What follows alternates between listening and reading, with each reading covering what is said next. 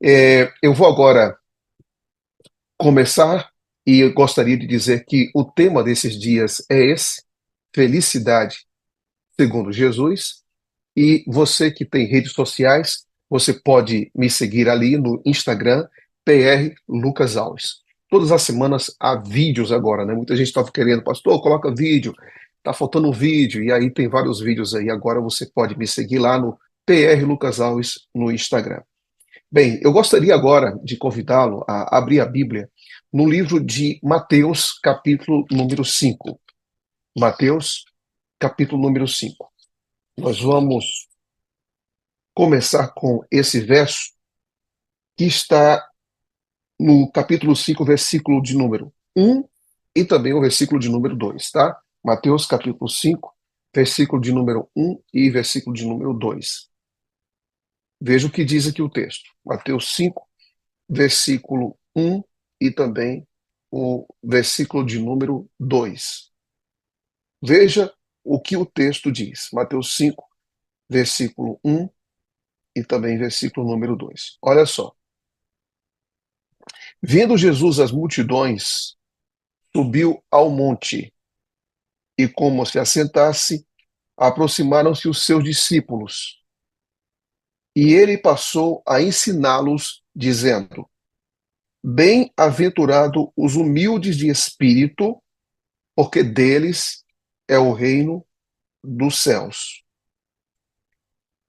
O termo bem-aventurados, que você encontra aqui, é um termo bastante conhecido quando se fala de traduções. E esse termo pode ser também considerado, né, chamado assim, né, de felizes. E automaticamente a gente pode colocar esse termo para felicidade. Felicidade é algo que a gente vê estampado em uma busca constante de pessoas em lugares diferentes. Aqui eu tenho três capas de revistas diferentes. Uma fala a ciência da felicidade, o outro, o peso da felicidade no trabalho, e mais um aqui, a química da felicidade. Todos eles tentam trabalhar razões, motivos, propósitos pelos quais você pode se tornar uma pessoa feliz. Agora, interessante que quando você fala nesse tema felicidade, existe um ranking mundial que aponta para os países mais felizes do mundo. Aí você encontra a Finlândia, que pelo sétimo ano é considerado o país mais feliz do mundo, depois Dinamarca, depois Islândia, são países que estão no norte da Europa, e no 44º lugar você vai encontrar aqui o Brasil. A pergunta que a gente deve fazer é: quais são os critérios para que as pessoas possam encontrar características em que se encaixe esse ranking?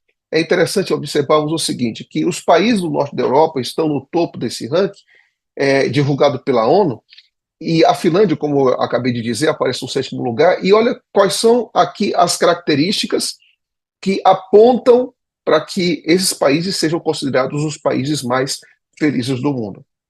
A pesquisa leva em conta renda, a pesquisa leva em conta saúde, a pesquisa leva em conta liberdade, generosidade e ausência de corrupção para determinar a felicidade de um país. Todos nós podemos, talvez assim, criar critérios do que a gente pode considerar, tanto para um país, como para indivíduos, como pessoas, como famílias, aquilo que de fato nos deixa felizes. Mas eu quero dizer uma coisa: é óbvio que segurança, que liberdade, que ausência de corrupção, que políticas sérias, tudo isso deveria contribuir para que nós tivéssemos um bem-estar. Mas a palavra felicidade ela é muito forte, ela é muito pesada. Talvez no âmbito mais pessoal, você possa dizer: se eu tivesse isso aqui, eu seria uma pessoa mais feliz. Se eu tivesse uma casa, se eu não tivesse dívidas, se eu tivesse carro, se eu tivesse uma realização maior dentro do meu trabalho, com absoluta certeza eu seria uma pessoa mais feliz. Só que existe uma coisa: quem define de fato o que é ser feliz nessa vida é Jesus Cristo. A raiz da compreensão do que significa ser feliz é Jesus Cristo. Ou seja, quando nós vamos para esse tema felicidade, a gente tem que ir até a palavra de Deus e nos aproximarmos de Cristo e perguntarmos a Cristo o que de fato significa ser feliz nesse mundo. É interessante nós observarmos o seguinte: eu tive o prazer, o privilégio de estar onde provavelmente Jesus Cristo pregou esse sermão, que é nesse monte que é considerado o Monte da Bem-aventurança. Eu estive nessa parte mais inferior, andei por esses locais, por esse local, perdão, que você está vendo aí agora, e mais abaixo, onde é possível que uma grande multidão se concentre, é possível que ali, no fundo você está vendo o Mar da Galileia, lá adiante você vê, deixa eu ver aqui, a cidade de Canaã. Então você vai perceber que existe aqui é, a possibilidade de que nesse monte, Jesus, perdão, não Canaã, não, mas Caná da Galileia, é possível que aqui você encontre o local onde Jesus Cristo possivelmente pregou o sermão da bem-aventurança, ou o sermão do monte, ou o sermão das bem-aventuranças, ou o sermão do monte. É interessante que as pessoas que ouviram esse sermão, porque Jesus Cristo aparece, a multidão está ali cercando Jesus Cristo, elas estavam carregadas de expectativas. Carregadas de expectativas. E vem um ponto aqui que eu quero destacar. Quando nós falamos de necessidades, ou melhor, de felicidade, ela surge a partir das expectativas que a gente acredita que aquele objeto, que aquela experiência, ou aquela condição, ou aqueles indicadores vão contribuir para a nossa felicidade.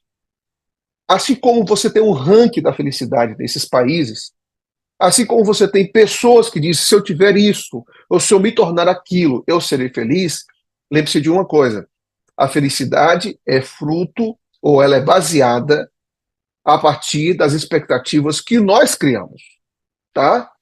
Que nós criamos. Então, você cria expectativas sobre a felicidade e deseja que esses padrões, esses sonhos, eles se encaixem ou eles se realizem e automaticamente você vai ser feliz. Com a nação de Israel, com os discípulos que estavam vendo aquele movimento daquele Messias, ou daquele mestre, daquele rabi que estava pregando, as multidões começam então a seguir Jesus Cristo. E todas elas, todas as pessoas que compunham aquela multidão, elas tinham expectativas. Notem bem uma coisa: felicidade, ela é criada a partir de expectativas, de padrões, de coisas, de experiências, que nós acreditamos que se nós tivermos aquilo, nós seremos felizes. Com a multidão que seguiu a Jesus Cristo, não era diferente, ou não foi diferente. Volte agora comigo para o texto. Coloque os seus olhos na palavra. Veja o que diz.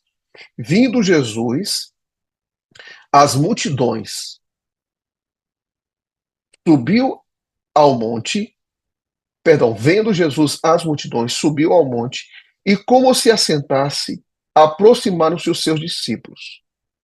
Multidão, segue a Cristo, é um monte, ele vai se assentar, ou seja, ele vai ter um discurso longo, não vai ser um discurso curto, e veja o que o texto aponta. Naquele momento, ali, diz assim, e ele passou a ensiná-los. Isso quer dizer que Jesus Cristo, ele deseja que a gente tenha um conhecimento muito mais amplo, muito mais profundo, talvez que nunca aquelas pessoas tivessem, ou talvez que um conhecimento que nunca a gente teve. Então Jesus Cristo, como mestre, ele vai mudar as expectativas, talvez alterar aquilo que se espera, para que a gente entenda de fato o que é ser feliz. Essas pessoas que estavam sob o jugo romano, sob a autoridade romana, sob o poder romano, uma das coisas que essas pessoas mais queriam era ser libertas do jugo romano. E é interessante que quando você fala do Sermão do Monte, é importante dizer o seguinte, que esse sermão é o conhecido e famoso sermão de Jesus Cristo. Aqui eu tenho uma experiência para contar para vocês. Leo Tolstói é um escritor russo, e ele escreveu esse livro, O Reino de Deus está em Vós, baseado nas bem-aventuranças. Esse livro foi tão impactante que ele alcançou uma pessoa famosa, e essa pessoa famosa foi Gandhi. Gandhi leu o livro e entendeu um pouco sobre as bem-aventuranças E ele disse: a partir de hoje eu quero viver as bem-aventuranças. Para você notar que esse sermão, ele tem um impacto muito profundo, muito forte na vida de todas as pessoas que leem e que compreendem esse sermão. Ellen G. White chegou a dizer o seguinte: o sermão da montanha é a bênção que o céu confere ao mundo, uma voz vinda do trono de Deus. Notem vocês o seguinte, que estudar o Sermão do Monte é tão importante para nós, porque nós estamos recebendo uma bênção enorme do céu. Então não estamos estudando aqui qualquer sermão. Nós estamos estudando aqui um texto que não tem relevância, que não tem importância. Não. O Sermão do Monte é um sermão que confere uma bênção ao mundo. É isso que está escrito. Mas como eu disse para vocês, aquela multidão que estava ali ao lado de Jesus Cristo, que encheu de expectativa, com certeza absoluta, eles queriam que Jesus Cristo fosse o Messias, que libertassem todos eles do poder romano, que a glória que foi perdida no reinado de Salomão, que a glória que foi perdida no reinado de Davi, que a glória fosse recuperada em sua plenitude. Que aquilo que está no Salmo 2, né, os inimigos sendo colocados no estrado dos seus pés, que isso acontecesse. Que eles fossem, né, aquela nação poderosa, rica, dominadora. A gente não quer saber absolutamente nada, nada. A gente não pode nunca pensar em nossa vida em ser humilde, em ser simples, nada em ser uma pessoa que se submete, absolutamente nada disso. Aí então você encontra Jesus Cristo com milhares de pessoas para escutar o seu sermão ali, e aí vamos ouvi-lo, tá? A expectativa messiânica era de domínio, a expectativa messiânica era de poder, a expectativa messiânica era de vencer os inimigos completamente. Então Jesus, ele se posiciona, ele está sentado. E quais são as primeiras palavras que sairão da boca de Jesus Cristo? O que é que os seus lábios irão refletir? O que é que vai sair do seu coração através desse sermão? Então as pessoas estão ali na expectativa tremenda. Ele vai trazer aquilo que a gente espera, a felicidade tão sonhada, o domínio que será resgatado, o poder que será reafirmado. Mas sabe o que Jesus Cristo faz? Na sua primeira sentença do seu sermão, ele diz assim: bem-aventurados os pobres de espírito, porque deles é o reino dos céus. Peraí. A gente não quer pobreza. A gente não quer pobreza. A gente quer riqueza. As pessoas estão se alimentando do mal, as pessoas estão famintas. Até as multidões que seguiam Jesus, e algumas delas, elas não têm nem o que comer. E Jesus Cristo começa o seu primeiro sermão falando de pobreza. E aqui a gente entende uma coisa: Jesus, ele não está muito preocupado com popularidade, Jesus não está muito preocupado no politicamente correto. Jesus Cristo está preocupado na edificação do seu reino. E o seu reino não começa, escuta isso, o reino de Deus não começa com ênfase na performance. O reino de Deus não começa com ênfase na prosperidade material, como a gente sonha. O reino de Deus não começa com as expectativas daquilo que eu acredito que seria o melhor para mim, não. O reino de Deus começa com pobreza. Pobreza. Mas espera aí, parece que isso é uma coisa fora do lugar, né? Pobreza? Quem é que nessa vida quer ser pobre? Quem é que nessa vida quer viver uma condição que não tenha nada? Por que Jesus começa o seu sermão exatamente assim? É interessante nós observarmos uma coisa, que tanto no passado quanto no presente, a gente quer isso aqui, gente, ó. A natureza humana quer isso aqui. A gente tem que performar, a gente tem que ganhar, a gente tem que destacar, a gente tem que ter poder, que ter influência, a gente tem que ter riqueza, a gente tem que ter prosperidade. É o tempo todo pensando isso. Inclusive, nós cristãos, a influência do mundo moderno, né? A gente acredita que a cultura de hoje aponta de forma exagerada, exacerbada, que em tudo na sua vida você tem que prosperar e você tem que ser bem-sucedido. É interessante nós observarmos que por que Jesus Cristo começa falando de pobreza? E ele fala de pobreza de espírito. Jesus começa falando de pobreza de espírito. Por quê? que significa isso, pobreza de espírito? Por que Jesus Cristo começa seu primeiro sermão alcançando uma multidão enorme falando pobreza de espírito? Bem, quando você vai para a Bíblia, você vai observar que Satanás, ele, de acordo com Ezequiel 28, Isaías 14, ele diz o seguinte: eu subirei às alturas e eu me assentarei no trono de Deus. O ponto central aqui é que Satanás ele queria o trono, ele não queria o caráter, ele queria o trono, ele queria a posição, a riqueza, o poder, a força. Quando você observa um pouco mais para essa realidade, você vai perceber que, além de Satanás querer as alturas, o poder, o domínio, a riqueza e o seu orgulho, você percebe que um outro quadro aqui, como o de Nabucodonosor, ele era rei e ele olha para a Babilônia cheia de orgulho, de poder, de domínio e de força, e ele, antes de passar por aquela experiência de se tornar praticamente, ter hábitos de animais, de um felino, ele diz: eu subirei, eu terei, essa Babilônia é minha. Ele vai colocando o mesmo princípio de Satanás dentro de si. Quando você olha para a experiência de Lúcifer e olha para a experiência do rei do Egito, de Faraó, e também de Nabucodonosor e de muitos outros, você vê uma coisa: eu sou capaz, eu sou autossuficiente, eu quero ter o domínio de tudo. E por trás disso existe um princípio. Qual é o princípio? Da independência. Qual é o princípio? O princípio do orgulho, o princípio do domínio, o princípio de nós sermos cheios e ricos de nós mesmos. Jesus Cristo, ele vai ao âmago da questão. Jesus Cristo, ele apresenta qual é o nosso maior problema. No seu primeiro sermão, na primeira sentença, ele apresenta a nossa condição. E para que a gente possa entrar no reino de Deus, a gente precisa reconhecer a nossa condição. E a nossa condição é que nós somos pobres. A nossa condição para entrar no reino, eu tenho que me tornar pobre. O que significa essa pobreza, pastor? Está dizendo aqui uma pobreza de cunho material? Não, não é exatamente isso que Jesus Cristo está tratando aqui. Ele está tratando pobreza de espírito. Então isso quer dizer que para entrar no reino de Deus, eu tenho que reconhecer uma coisa: a minha vida não pode ser dominada por autossuficiência e por orgulho. A minha vida tem que ser dominada por pobreza. E você sabe o que significa essa pobreza?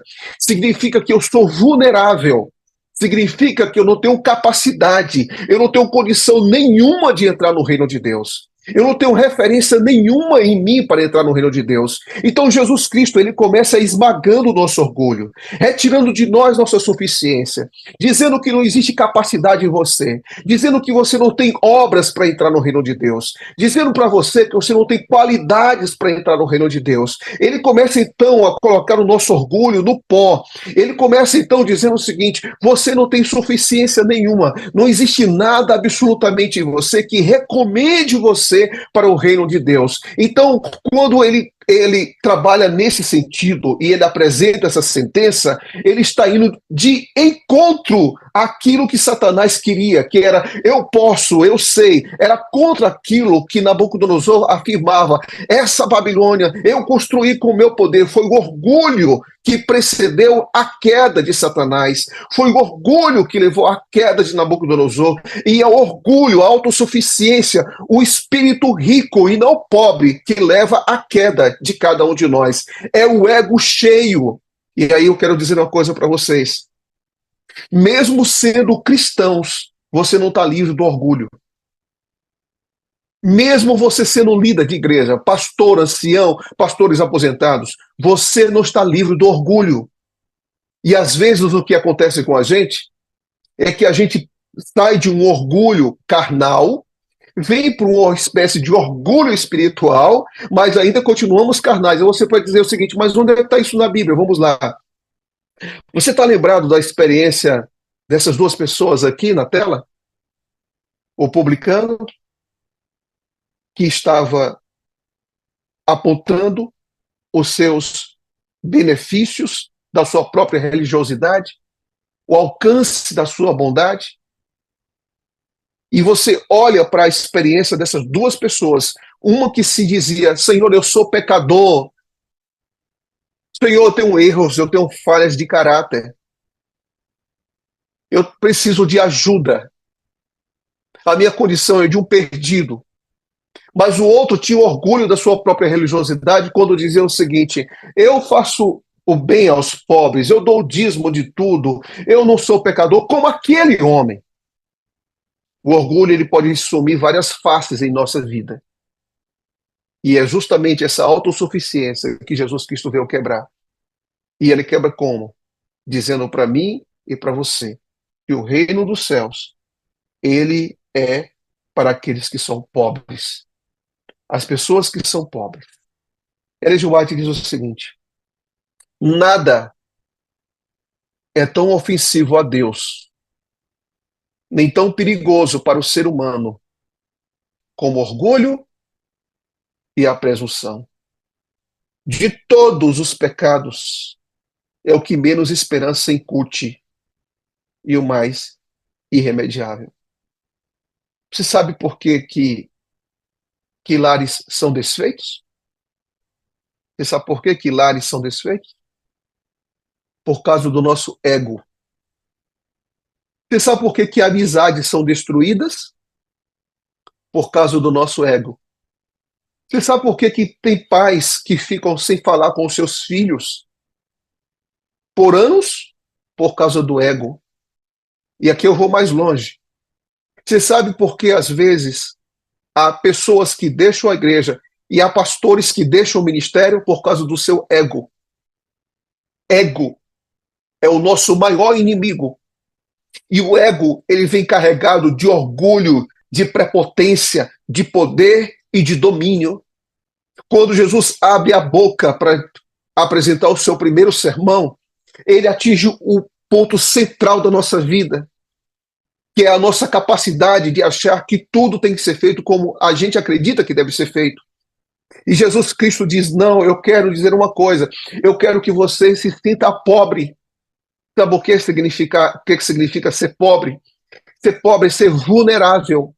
Jesus não quer que você viva uma vida de independência, de autossuficiência. Jesus quer que você viva uma vida de vulnerabilidade.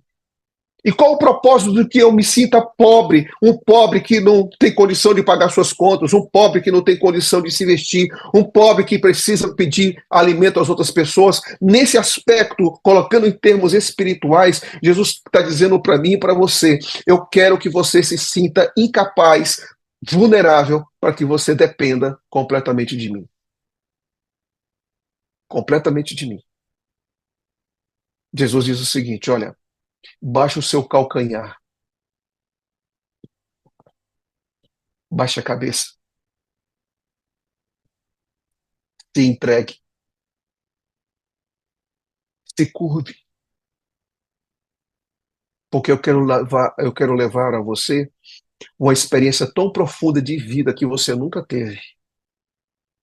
Mas para que eu abençoe você, eu quero que você reconheça sua condição. Você não é tudo aquilo que você acha que você é. Amigos queridos, um dos maiores desafios da vida é você permitir que Deus mostre a você quem você é. E a pergunta é, quem é que me faz entender a minha condição, que eu sou pobre? Quem é que me leva a reconhecer que sou pobre? Vamos lá. Eu gosto muito desse autor, George Knight, e ele diz o seguinte: ele fala que é obra do Espírito Santo demonstrar que nós somos pobres. Mas a obra do Espírito em nossa vida não se resume só a consolar, só em consolar, ou pelo menos não de imediato.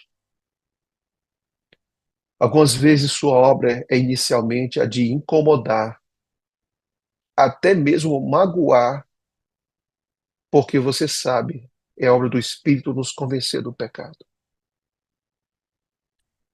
O Espírito, irmãos, ele veio para abençoar. O Espírito, ele veio para consolar.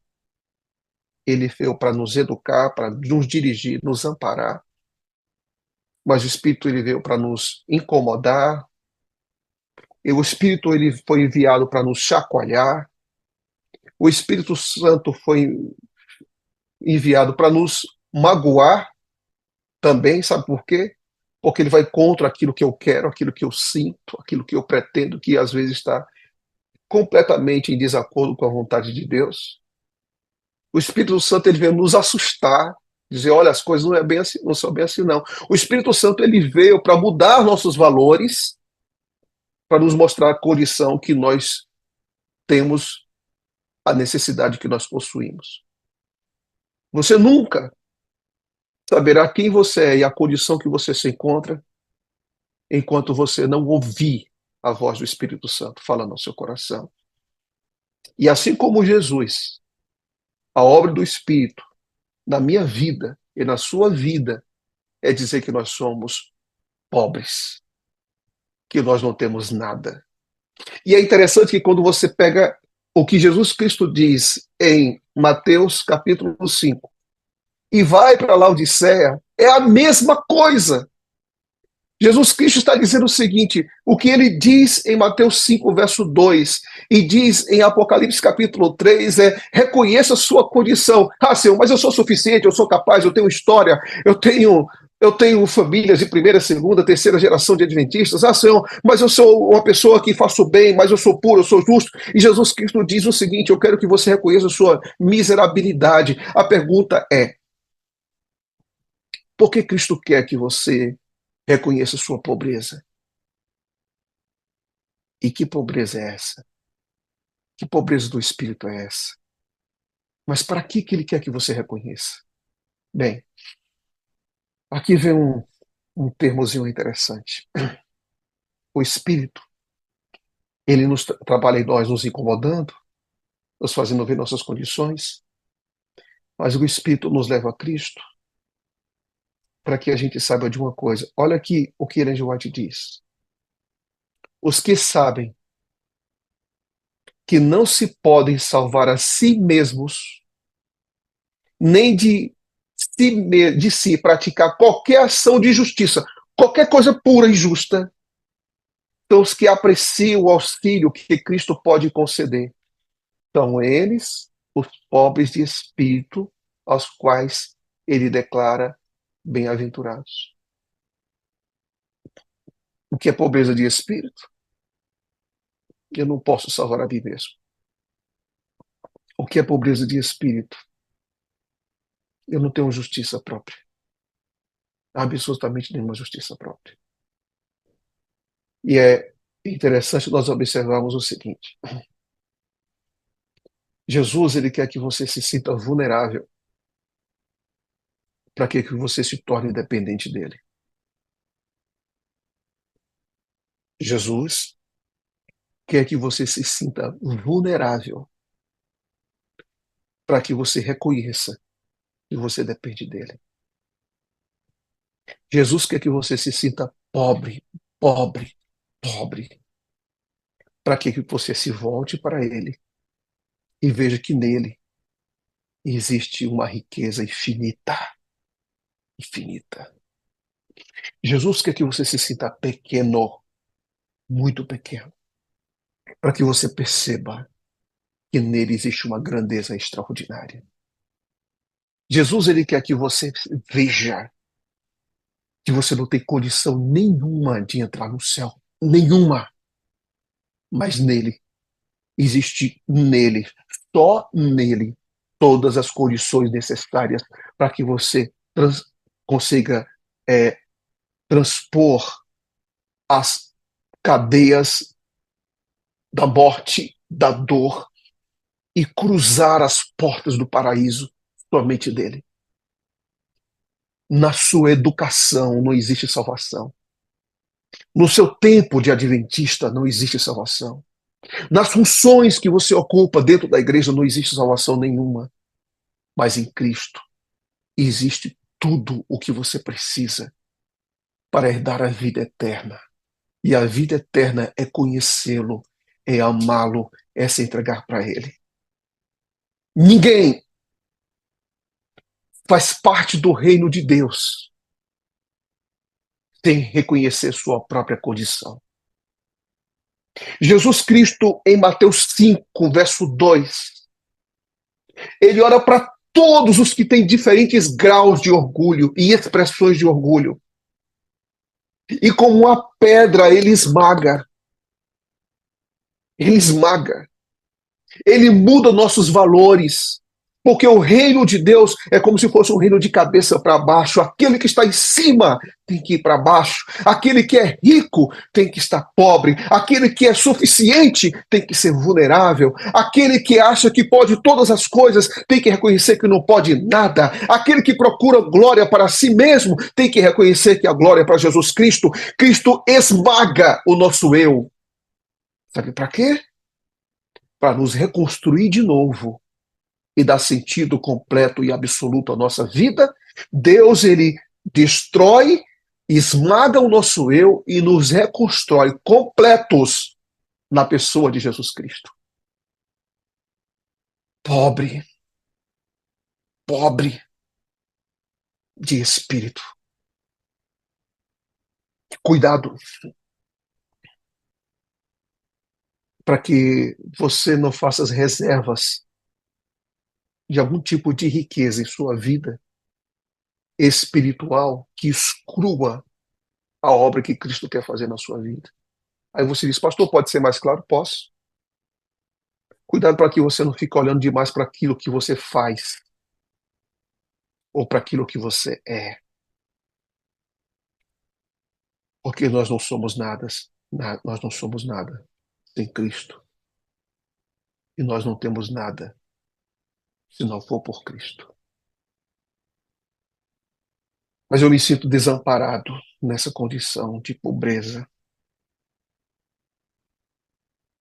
A pobreza é mais uma maneira de Deus dizer o seguinte: quero que você saiba e você se sinta perdido, para que você perceba que a única solução da sua vida sou eu. Jesus começa o seu sermão, gente, chamando uma multidão para ser pobre, pobre de espírito. Concluo com um pensamento no espírito de profecia. Esse pensamento é um pouco longo, mas extremamente poderoso. Veja o que essa senhora diz. Todos os que têm a intuição de sua profunda pobreza de alma e veem que em si mesmos nada possuem de bom, nada, encontrarão justiça e força olhando para Jesus. Digo amém aí, irmão. Olha que coisa linda. Encontrarão justiça e força olhando para Jesus. Ele vos ordena que troqueis a vossa pobreza pelas riquezas de sua graça. Há uma troca. Qualquer que tenha sido a vossa vida passada, por mais desanimadoras que sejam vossas circunstâncias presentes, se fordes a Jesus exatamente como sois, fracos, incapazes e em desespero, nosso compassivo Salvador irá grande distância ao vosso encontro e em torno de vós lançará os braços de amor e as vestes de sua justiça. Ele nos apresenta ao Pai, trajados nas vestes brancas de seu próprio caráter. O que Cristo quer fazer em você é muito maior do que você imagina. Hoje, segunda-feira, dia 26 de agosto de 2024, vá a Jesus desamparado, mas vá. Vá a Jesus pobre, mas vá. Vá a Jesus sem nenhuma autorreferência, mas vá. E quando você for a Ele, pobre de espírito, você vai descobrir a riqueza da sua graça. Porque os braços dele estão abertos na minha direção, na sua direção e na direção de todos nós. Jesus, ele só te chama de pobre, porque ele quer enriquecer você. Porque se esse sermão começasse dizendo que você era rico, jamais você iria a ele, porque você iria se sentir autossuficiente. Mas são somente os pobres, os vulneráveis, os dependentes, os escassos, aqueles que olham em suas mãos e não têm nada. Somente aqueles que olham para dentro de si e não têm nada. Somente aqueles que olham ao redor e não têm nada. E chegam à conclusão que eu não tenho condição nenhuma. Eu não tenho nada para apresentar, a não ser a minha pobreza. É esses que Jesus está procurando. Que Deus nos faça hoje pobres, pobres, pobres, pobres, completamente pobres. Só que essa pobreza aqui, você tem que reafirmar essa pobreza todo dia. Que, ó, Jesus, sou pobre, sou pobre. Eu quero concluir com uma coisa. Um dia, o pastor Luiz Nunes estava pregando em uma igreja do Nordeste. E quem foi aluno do pastor Luiz Nunes sabe o seu estilo contundente, evangélico, bíblico, de exaltar Jesus Cristo.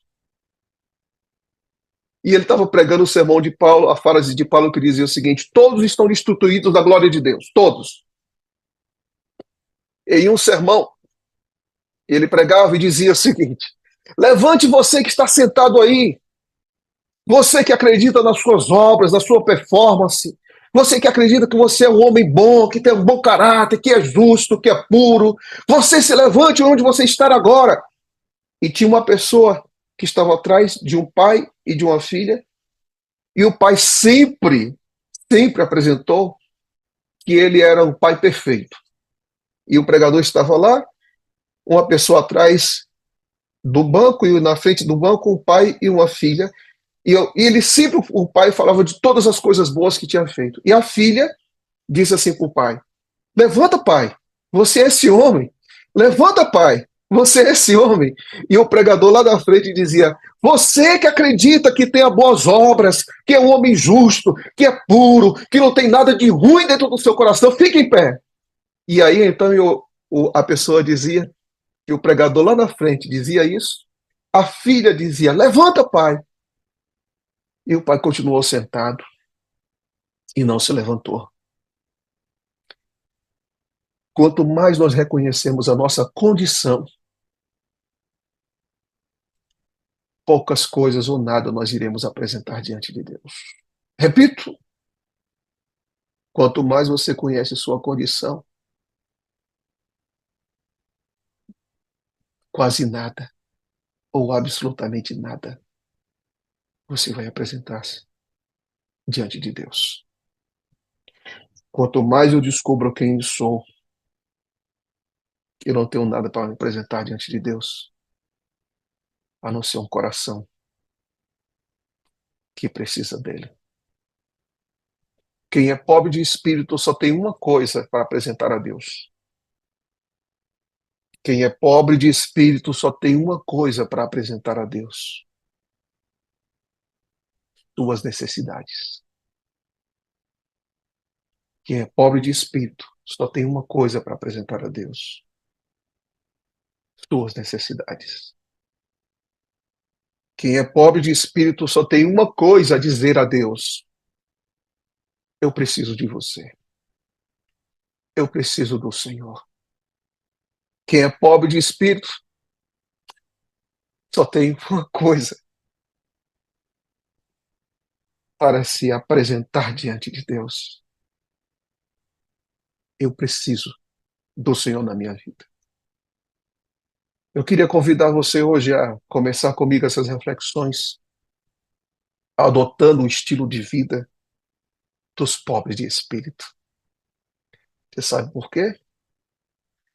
Porque Jesus não faz nada por alguém que é suficiente. E ele não coloca nada em uma vida que já está cheia. Ele torna vazio para encher. Ele torna pobre para enriquecer. Ele torna vulnerável para amparar. Eu pergunto, Sala 57, você crê nisso? Você crê nisso? Pastor, eu quero ser pobre hoje. Pastor, eu quero começar esse dia dizendo: aqui está eu, pastor Lucas, aqui estou eu, Deus, aqui estou eu, queridos amigos da Sala 57, para dizer para Deus: eu sou pobre. Sou pobre. E se você não entendeu isso, você dificilmente vai entender o que é ser cristão. Que Deus te abençoe hoje. O sol já está se levantando e a graça de Cristo cubra você de bênçãos. E que o seu dia seja cheio de bênçãos ao lado daquele que é rico, Jesus Cristo, nosso Senhor e nosso Salvador. Deus abençoe vocês. Pastor, me deixa a sensação clara de entender que Ele é a minha justiça. Porque pobre nós somos, né, pastor? É isso, cara. É a semana muito boa, hein, pastor? Isso aqui tá. Que bênção, que bênção. Obrigado, pastor, pelo começo da semana assim tão abençoado, viu, amado? Amém. Amém. Obrigado, Wagner. É sempre uma alegria estar com vocês. O senhor pode orar por nós? Sim, sim. Ó Deus amado, nessa manhã de segunda-feira nos aproximamos do Senhor, sem nada em nossas mãos,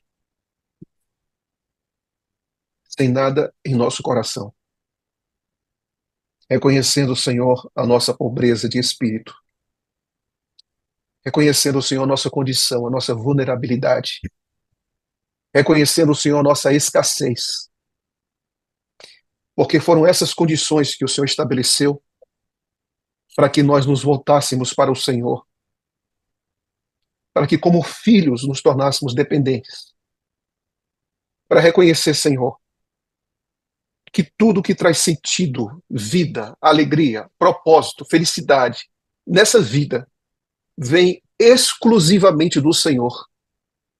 Felicidade não é o que temos, é o que nos tornamos em Cristo.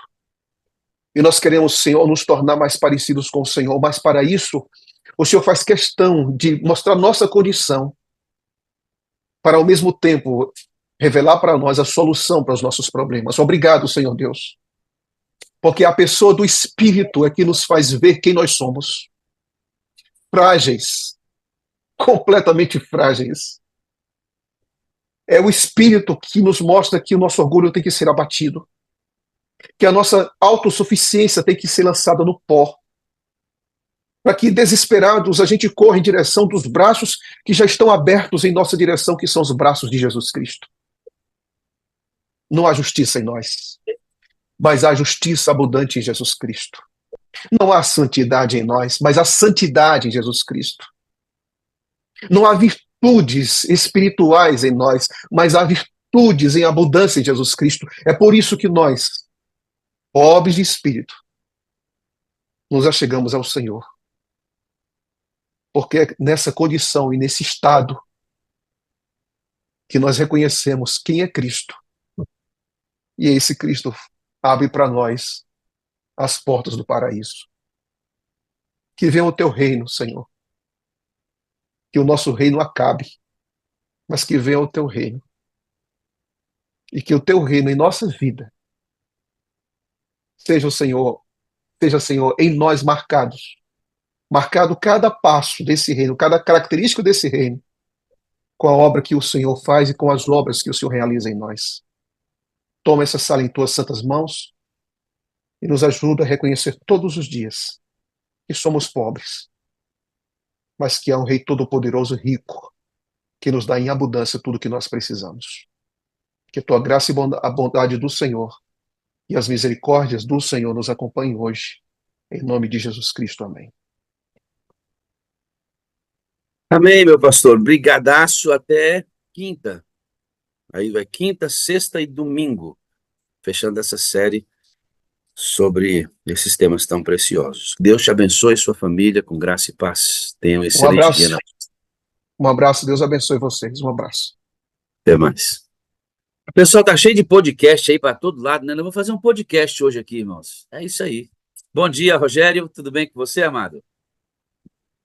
Bom dia, meu pastor. Tudo em paz. Um dia eu vou dar um tupete desse, irmão. O pastor Lucas hoje estava no tupete, meu amigo. Nossa. Bom dia, Verônica. Tudo bem? Tudo bem, pastor. Tudo maravilhoso para a honra e glória de Deus. Amém, amém. Glória a Deus. Pastor Gilberto Ludogério. Tudo bem, amado? Tudo bem, meu pastor. Tudo tranquilo. Aí sim. Na Marcelo luta. Novaes, tudo certo? Tudo certo? Bom dia a todos. Maravilha. O objetivo aqui desta conversa é que a gente converse sobre o que vimos na vinheta, as 4 ênfases da sala. Vocês 4 já fazem parte da sala há muito tempo. Rogério é um dos nossos moderadores, que trabalha conosco diretamente. E o pastor Ludogério, Marcelo Novaes e Verinha são figurinhas carimbadas da sala 57, por isso estão aqui, para a gente poder conversar sobre isso. Eu tenho visto aqui na sala, amigos, a ideia de quando a pessoa chega aqui, ela diz assim, a sala foi um divisor de águas na minha vida. Então, o que a gente vai fazer aqui é tentar não dar, vamos ajustar isso aqui, né? Não dar respostas muito grandes, porque serão coisas rápidas para a gente conversar bastante sobre muita coisa. Verinha, essa sala como divisor de águas, ela dividiu também sua história do adventismo? Sempre, né, pastor? Aqui a gente cresce nessas 4 áreas que a gente trabalha, nessas 4 ênfases. E assim, na minha vida, eu não tinha essa prática de estar todo dia, 5 horas da manhã, numa igreja, né? Numa comunidade saudável. Não tinha. Eu estava na minha casa, eu fazia minha comunhão pessoal e acabou. Era ali e a gente continuava, lógico, com tudo aquilo que a gente vivencia. Mas isso aqui faz diferença porque, embora, como já tenha dito, já conhecia a pessoa do Espírito Santo e vivenciava relacionamento, mas aqui é um divisor de águas, por isso que eu estou aqui. Porque aqui nós aprendemos coisas que nem imaginávamos. E é É interessante, legal essa. Sim. essa fala de hoje do pastor Lucas. Eu conversei com Val, conversei com Dora e Miriam sobre essa questão. Exatamente, eu pensando, meu pai, a gente conversou sobre isso, e o pastor está falando agora, aprofundando muito mais. Isso aqui é fora do comum na nossa vida. Que coisa boa. Pastor Ludogério, como pastor já jubilado, a sala foi um divisor ou é um divisor de águas na sua maneira de pensar? Ô, meu pastor, primeiramente, bom dia a todos, né? A graça e paz. A sala, ela não foi um divisor, ela é um divisor, continua sendo um divisor, porque o nosso processo de crescimento, ele é contínuo. E quando nós determinamos que aconteceu alguma coisa, aquilo já é passado. Então, por isso que a sala, ela continua sendo um divisor na Amém. minha vida pessoal, né? Porque entende-se que todos os dias nós temos aqui um banquete espiritual. Eu fico impressionado de ouvir os sermões, de perceber os testemunhos, né?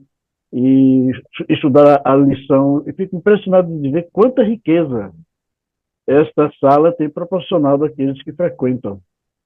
E eu sou grato a Deus por isso, imensamente grato a Deus por isso. Não é que, como a gente pensa, não é que nós, pastores, estamos assim, entre aspas, né, me permito usar essa expressão, mais ligados a Deus, que a gente não necessite disso, ou do que acontece aqui, entendeu? Porque quando eu me proponho a estar ligado a Deus, eu preciso ter comunhão com Ele, eu preciso ter a presença do Espírito Santo na minha vida, eu preciso ter o conhecimento dele e, acima de tudo, eu preciso testemunhar dele onde quer que eu esteja. E essa palavra nos proporciona isso. A Verinha falou de uma questão que conversando com o pastor Williams Costa Júnior, ele disse que o que nós fazemos aqui é a igreja do futuro. Uma conversa que eu tive com ele recentemente. Porque ele acredita mesmo, e eu também acredito, que a internet e os meios de comunicação virtuais devem e farão parte, já fazem, mas com muito mais intensidade na vida do cristão que busca a Deus. Então, nesse sentido, a Verinha diz assim, eu nunca estive numa igreja todo dia.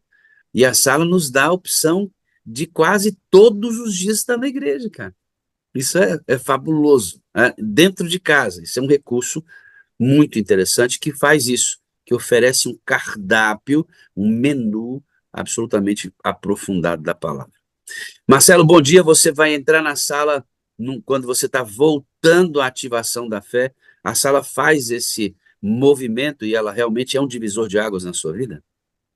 Sim, a sala, ela marca, era justamente isso que eu ia falar, ela marca dois períodos, né, da minha vida. Uma que era anterior, né, já adventista, nascida em berço adventista, marca um período de uma longa data, um longo período longe, né, da igreja, e a sala, ela aparece exatamente nesse momento onde o Espírito estava me chamando a voltar, né, e eu encontro aqui na sala, né, talvez o reavivamento mesmo da verdadeira piedade. Aqui encontra Jesus, né, em todos os momentos, em todas as ações da sala, essa busca, né, contínua pelo Espírito Santo. E é interessante que no dia 13 de setembro, eu me rebatizei no dia 11 de setembro, no dia 13 de setembro foi meu testemunho aqui na sala. E ali isso marca, além dessa nova fase, né, de processo de reavivamento espiritual, mas também uma fase na minha vida familiar. Porque eu me lembro que no dia do meu testemunho, o pastor fez justamente com a minha esposa também o renovo dos nossos votos conjugais. Né? E isso marca também uma nova fase no meu casamento, na minha família, na minha vida como um todo, e louvo a Deus, né, fazer parte dessa comunidade, né, que mantém a gente num processo contínuo aí de busca e de comunhão. Você está vendo, você que está adorando conosco, que a sala proporciona, não é para todo mundo que entra aqui, viu? É para todo mundo que entra e imerge no processo. Se você ficar só ouvindo e não buscar a sua própria experiência a partir do que você ouve aqui, superfície, amigo. Agora, se você entrar aqui, ouvir o que nós ensinamos, compartilhar suas experiências e ir para o fundo, não tem como ficar o mesmo, não. Rogério, você como moderador da sala, que trabalha com a gente, reuniões, conversas, decisões, a sala também é um divisor de águas num camarada que já tinha um ministério de oração, ó, há muitos anos, pregador, líder de igreja há muitos anos. A sala divide a história também do Rogério, do adventismo do Rogério? Também, pastor. A Vera me conhece muito bem. Eu, diferente das outras pessoas, eu não precisava da sala. Eu estava muito bem, obrigado. A Vera me conhece, ela sabe que eu era o pipoco. Então, eu chego na sala e a sala me desconstrói. Eu te disse isso logo quando entrei na sala. Ela me desconstrói. Um ministério já de 30 anos, eu tenho 25 anos de ministério de oração. Sempre fui assim, eu já passei por todos os cargos da igreja, menos o Ministério da Mulher. Mas trabalhei em tudo já, eu estava muito bem, obrigado. Então, quando Vera manda para mim, ela foi a minha moderadora, então quando ela mandava para mim o link, eu não precisava disso, para quê? Eu sempre acordei de madrugada, eu nunca precisei de um reforço, de alguém que me ajudasse, e a Verinha perguntava assim, tu já entrou? Eu disse, não, Vera, eu não tenho tempo para isso, não. E ela sempre insistia, tu assistiu hoje? Eu, não, não, não. Mas aí na pandemia, aí eu resolvi, né? Muito tempo, ocioso, né? Então, vamos entrar nisso. Aí apresentaram aquele livro, Passos para o Reavivamento, e aí me desconstruiu totalmente. Aí eu fui de 100 para 0. Aí hoje o que o pastor Lucas falou, sou eu. Hoje eu sou pobre, pobre, pobre, miserável. Mas existe um espírito que se move em mim de uma forma tão poderosa que as pessoas ainda conseguem elogiar esse pobre sou eu. É que há um antagonismo no que você está dizendo, porque esse pobre de espírito, ele é altamente produtivo. Esse pobre de espírito é a luz que ilumina toda a casa, é a cidade edificada sobre o monte, mas que tem uma ideia sobre ele mesmo de alguém completamente dependente e imerecedor, carente, que não tem nada nele mesmo. É antagônico isso. Exatamente isso. E é por isso que ele é a luz. É por isso que ele é a casa edificada, porque o contrário disso é o orgulho, que o pastor falou que mina todo o ser humano. E o orgulho apaga a luz. O orgulho soterra a casa. Esse antagonismo que foi apresentado hoje tem por trás a justificação pela fé. Senhor, justiça nossa. É fantástico isso, cara. O Ô, evangelho é lindo pastor, demais. Oi. pastor, a fala do Rogério aí representa toda a igreja, entendeu? Porque nós temos o conceito errado de pobreza. A gente pensa que a pobreza ela se relaciona somente na questão de bens, ou financeira, ou coisa parecida, né? Mas tem muitos ricos aí que são pobres. Tem muitos abastados aí que são pobres, né? O Porque, Rogério, o Rogério, o Rogério nunca foi tão rico, pastor. Ele nunca foi tão rico, exatamente por reconhecer que é pobre. Não é antagônico isso? pois é, pois é. Então é o É seguinte, ó, tremendo. o pensamento de Cristo, o pensamento do Senhor Jesus lá no monte, quando ele se expressa dessa forma, bem-aventurados os pobres de espírito, ele nos tira, como diz o Rogério, nos desconstrói daquilo que nós somos e nos coloca no nosso devido lugar. Para dali a gente seguir uma rota agora laureada com o Espírito Santo, entendendo o que realmente é ser pobre. E o pastor Lucas, na mensagem de hoje, foi usado Preciso, plenamente pelo Espírito. Foi preciso, entendeu? preciso. O Pois jugular, é. o corte foi lá dentro da É, carne. Esse andar, pastor, desse pobre é absolutamente variável, oscilante no sentido de ele não saber para onde vai e nem de onde ele vem, mas é alguém que nunca está fora do caminho. Não é antagônico isso? muito, O cara muito não sabe antagônico. onde ele vai terminar o dia, porque ele é movido pelo Espírito, mas ele nunca está fora do caminho. Diferente do orgulhoso que tem tudo sob controle e diz assim: eu sei onde eu estou. É muito legal isso que foi apresentado hoje. É muito lá embaixo da carne, né? Vamos migrar agora para as ênfases e a gente vai ter uns 20 minutos para fazer isso. E eu queria que vocês me dessem apenas assim spoilers, ideias concisas sobre o que a gente vai falar. Sobre a vida no espírito. O que foi que impactou você quando você entrou aqui e falou assim: mas peraí, eu sou adventista do sétimo dia, isso aí eu não sabia. O que você conheceu aqui na sala sobre o Espírito Santo que foi novidade, que mudou o conceito? Pode ir, agora é por ordem de vontade. Quando a gente começa a estudar o Espírito Santo, como eu disse, eu já fazia isso, a gente já conversou sobre isso, né, pastor?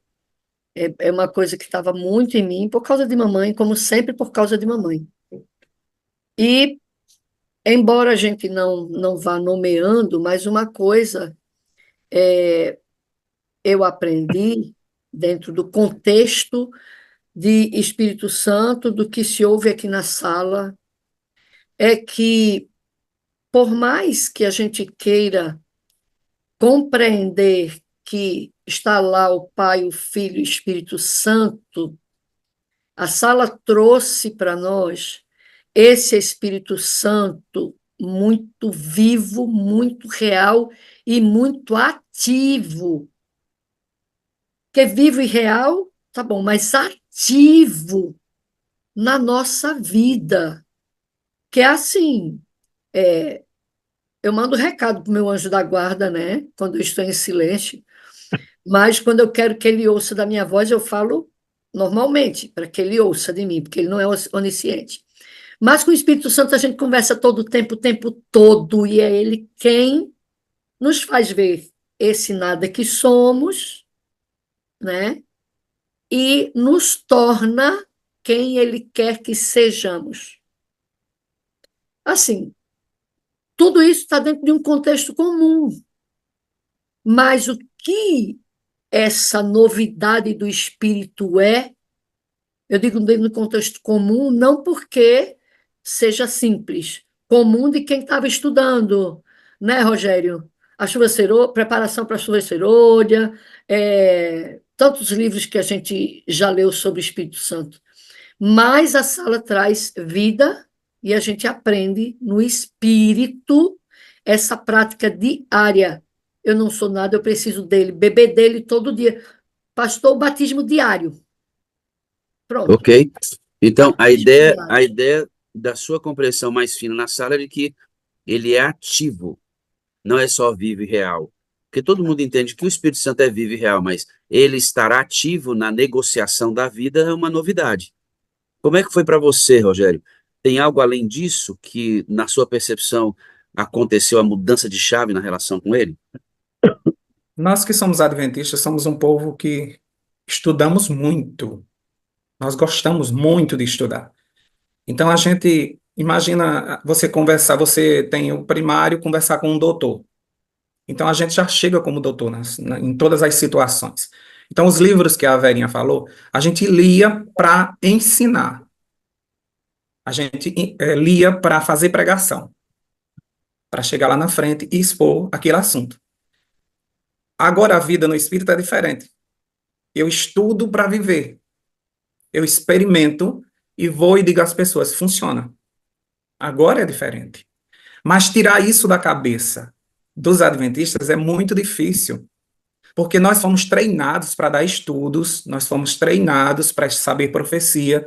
Então, muitas vezes, quando eu chegava diante de algumas pessoas, colegas da faculdade mesmo, estavam passando por problemas, e eu ficava pensando, se eu pudesse dar um estudo bíblico a essa pessoa, na lição 15, mais ou menos, eu ia dar a resposta para ela disso. E eu ficava calado, porque a pessoa estava precisando naquele momento, mas eu não sabia dizer a ela, porque eu sabia dar estudo bíblico. Então, muitas vezes isso me travava. Agora não. Agora minha vida é no Espírito. O Espírito diz, fala agora. E eu despejo na pessoa. Vá ali e diz aquilo a fulano. Então é diferente. Agora, eu vivo no Espírito. Por conta disso. Você apenas não sabe sobre ele. Você Isso. não é um professor sobre ele, você é um amigo dele. Muda tudo, cara. Tudo. Muda tudo. Por que Marcelo deu uma risadinha? O que foi, Marcelo? Que conectou aí quando o Rogério falou? Sim, porque é exatamente isso, não é? Acho que a grande diferença entre, né, os momentos, né, de vida, né, tanto mim, eu acho que de alguns que nunca saíram, deixaram a igreja e que permaneceram, nós aprendemos sobre um Jesus histórico, aprendemos sobre as histórias da Bíblia, aprendemos sobre o Espírito Santo também, né, histórico, teológico, né? A diferença é quando a gente deixa, né, o Espírito gestar Jesus em nós, né, fazer com que ele nasça em nosso coração verdadeiramente. Né? É nesse momento exato que há a grande transformação entre o conhecimento teórico e a vida prática no Espírito. Né? Ou seja, agora não sou eu mais que quero falar de uma grande teologia, né, de uma pneumatologia, né, fantástica, né, sobre o Espírito. Eu quero falar do Espírito em mim, eu quero falar da impressão dele em mim. Eu quero sentir vontade de orar por alguém, ouvir a voz e orar, e aquela pessoa dizer, olha, eu estava precisando dessa oração, porque é uma comunicação que não é minha, é do Espírito, né, em mim, para ajudar o outro. É esse transbordar, né, que faz com que a gente viva uma vida no Espírito diferente. Né? Eu estava lendo em um livro aqui, né, A Revolução do Espírito, uma ilustração interessante, não é? Uma criancinha desenhando um papelzinho na igreja, ouvindo o pastor dizendo que Deus era muito maior do que nós, mas ele vive dentro de nós. Ora, e a criança faz uma pergunta ingênua, né? Se ele é muito maior do que nós e vive dentro de nós, a criança vira para a mãe, para a avó e diz: ah, vovó, então ele deve ficar com os braços do lado de fora da gente, os pés do lado de fora. E é isso, é entender essa simplicidade, né, de que ele, sendo muito maior do que nós, ele ocupa todo o nosso ser e transborda braços, pernas, tudo para o mundo, para o outro. Né? Isso é viver uma vida no Espírito. Quando eu vejo vocês falando, eu vejo duas palavras vêm na minha cabeça: estática e movimento. Estática era antes, movimento é agora. Engraçado que na estática o espírito estava presente. Todos nós que estávamos na estática, parados, conhecíamos o espírito, a teologia dele. Mas a pessoa dele vivo, movendo, comandando, mudando a direção, não conhecemos. E aí, quando conhecemos, você vê que o discurso muda todo. É vivo. O Rogério está dizendo, não é mais o estudo, sou eu. O Marcelo entendendo como ele processa dentro, tá vendo? Saindo da estática, indo para o movimento. É Pastor isso Wagner. Pastor Wagner. Oi, quem chamou? É o pastor Gilson. Ah, sim, pastor. Deixa eu entrar nesse grupo seleto aqui. Diga aí, querido. Veja bem, assim como o Rogério, eu sempre orei de madrugada. Às vezes eu passava 2, 3 horas orando de madrugada e as grandes vitórias vieram. Houve um período em que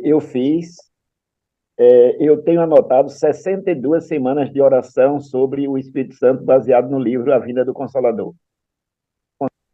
E foi maravilhoso a gente ver igrejas lá no Recife, igreja como a Igreja da Várzea, aliás, Várzea não, lá Peixinhos, a Igreja de Torrões, abriram as portas todas as noites. Tinha lá uma liderança que disse: a gente nunca mais vai fechar as portas da igreja, porque o Espírito de Deus operou de uma maneira espetacular. Então, eu sempre busquei o Espírito Santo. Só que hoje, na sala, vivendo a sala, eles, meu Deus, eu estava tão aquém ainda. Eu estava tão aquém, tá entendendo? Porque é algo assim que completa, sabe? Vai preenchendo aqueles espaços que estavam faltando. Então, Deus seja louvado, porque realmente a minha vida também. Eu até tive relutância, entrar na sala. Não, eu tenho meu momento de madrugada, eu oro bastante de madrugada. Aí Eu ouço muito isso, pastor Jesus. Não precisa, eu já faço minha lição de madrugada. Pois é, 5 da manhã. Mas qual nada, meu amigo? Deus operando maravilhosamente. Deus seja louvado. Obrigado, meu pastor, pelo testemunho. Que maravilha, né? É importante ver pastores, né, testemunhando isso. São líderes religiosos que também reorientaram a sua maneira de pensar e, obviamente, viver e, como consequência, ensinar isso. Pastor Gilberto Lugero, vamos transicionar para o amor incondicional, mas a gente vai sair para o amor incondicional eu fazendo uma pergunta para o senhor. O senhor é pastor e está vendo membros da igreja dizer isso. O senhor está vendo membros sair da estática para o movimento. Qual é a sensação que o senhor tem, além de fazer parte do processo, de ver membros da igreja com os quais o senhor trabalhou muito tempo, e tem deles aqui que o senhor, inclusive, conhece e convive, já conviveu pessoalmente. Como é que é para o senhor, e eu estou fazendo uma pergunta de pastor para pastor, né? Ver membros, perceber membros mudar a maneira de pensar e, como consequência, ter uma nova vida. Como é que o senhor vê, como é que o seu coração vê isso? Pastor, a primeira ênfase apresentou uma linha tênue, uma linha de pensamento. O Espírito Santo é vivo e ele se movimenta dentro de cada um de nós. Esse aspecto que nos leva a mudanças é um ato, é uma virada de chave que nós permitimos que esse Espírito vivo entre em nós e efetue as mudanças necessárias para que ele ocupe o espaço total na nossa vida. Então, quando eu vejo um irmão da igreja hoje buscando o Espírito Santo e permitindo que o Espírito Santo fale através dele, o desaguar através dele, eu só tenho que pensar numa coisa: ele veio para convencer do pecado, da justiça e do juízo. Então, essas 3 operações que o Espírito Santo desenvolve de maneira com grande maestria na vida de cada pessoa que se propõe a aceitá-lo e a interiorizá-lo na sua vida, é algo que é visível. A gente vê um rosto alegre, a gente vê uma família feliz, a gente vê uma igreja esperta, uma igreja viva, uma igreja motivada, mas, acima de tudo, a gente vê uma igreja que adquire o discernimento através do Espírito Santo daquilo que é certo e daquilo que é errado. E aí procura colocar na sua vida os princípios desse Espírito. A sensação que eu tenho, pastor, junto com tudo isso que o senhor acabou de dizer, somando, né, engatando mais um vagão nesse trem, é que se nós tivermos uma geração que pensa como o que nós ouvimos aqui agora, Jesus volta. É Certo? esse. Se temos uma geração que pensa assim, Jesus volta. Você que está adorando conosco, Vida no Espírito, na sala 57, significa tudo isso que você acabou de ouvir aqui. É a ideia de uma vida não com a teologia, não só de saber quem ele é, não só de saber explicar quem ele é, não apenas defender a pessoa do Espírito Santo como uma pessoa e não uma energia, como nós fizemos tão bem. Vida no Espírito significa que você, ao ele ser enviado para ser o representante de Cristo, vai ter a mesma relação que os discípulos tiveram com ele, com Jesus. A gente tem que ter a mesma relação com o Espírito Santo. Os discípulos andaram com Jesus, nós vamos andar com o Espírito. Os discípulos conversaram com Jesus, nós vamos conversar com o Espírito.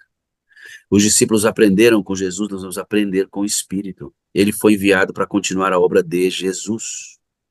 Não significa que ele toma o centro, não, mas ele assumiu o lugar, enquanto Cristo está no santuário celestial, para continuar a obra, tanto ao nosso redor como dentro. Ou seja, o Espírito se torna pessoal. Eu ouço a voz através da Bíblia, eu ouço a voz na minha consciência me guiando, eu converso com ele e ele me arremete, ele me joga, ele me lança em Cristo e eu permaneço em Cristo real. Ele é uma pessoa com quem eu me relaciono. Essa é a mudança da chave, irmãos. O Espírito não é algo abstrato, é uma pessoa com quem eu me relaciono. Eu não me relacionava com o Espírito. Ele era alguém estranho para mim. Eu conhecia sobre ele, mas eu não o conhecia. Entende a diferença, não? Eu conhecia sobre o Espírito, mas eu não o conhecia como pessoa. E aqui, a gente amassa a ideia de que ele tem que ser conhecido como uma pessoa além de uma teologia. Pegou a ideia? É isso aí. Pastor, a gente também tem que entender que as ênfases, elas são em sequência. Então não adianta você querer pular uma e, eu vou para o amor incondicional, porque o pastor disse que eu tenho que dizer a todo mundo que eu amo. Aí você faz um esforço danado, você fica com vergonha, você não consegue fazer aquilo ali.